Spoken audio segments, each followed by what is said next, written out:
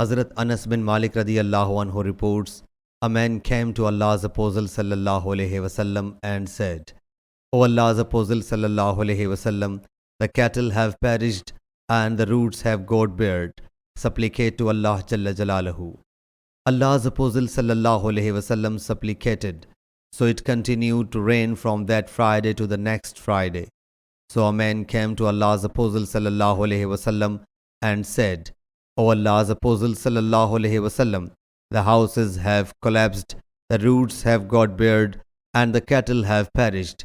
Allah's Apostle sallallahu alaihi wasallam whereupon got up and said, O Allah Jalla Jalaluhu, on the mountains peak, the mounds, the basins of the valleys, and on the places where trees grow. So the cloud over Medina Munawwara cleaved as cloth cleaves. Sahih Bukhari, Hadith number 1017.